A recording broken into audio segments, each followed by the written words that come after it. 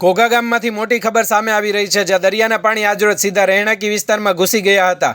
ગામના રહેવાસીઓમાં ભારે રોષ જોવા મળી રહ્યો છે. સ્થાનિક રહેવાસીઓનું કહેવું છે કે છેલ્લા કેટલાય સમયથી દરિયાની દિવાલ તૂટી ગયેલી છે અને તેઓ વારંવાર તંત્રને રજૂઆત કરતા આવ્યા છે, છતાં આજ સુધી કોઈ મજબૂત પગલાં લેવામાં આવ્યા નથી. પરિણામે દર વર્ષે આવેલા પાણી લોકોના જીવન અને માલમત્તાને નુકસાન પહોંચાડે છે. અહીં રહેતા સ્થાનિકો દ્વારા અમને સમસ્યા કહેવામાં આવી કે અમારું ઘર દર વર્ષે પાણીમાં ડૂબી જાય છે. અમારું જીવન ધીરે ધીરે મુશ્કેલ બની રહ્યું છે. અમે કેટલી વખત અરજી કરી પણ કોઈ સાંભળતું નથી.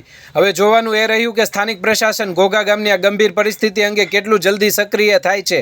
રહેવાસીઓની માંગ છે કે તૂટી ગયેલી દરિયાની દિવાલ તાત્કાલિક કરવામાં આવે અને આવી ગંભીર પરિસ્થિતિ સર્જાય એ પહેલાં કાયમી પગલાં લેવાય તેવી અહીંના સ્થાનિક લોકો દ્વારા માંગ કરવામાં આવી છે.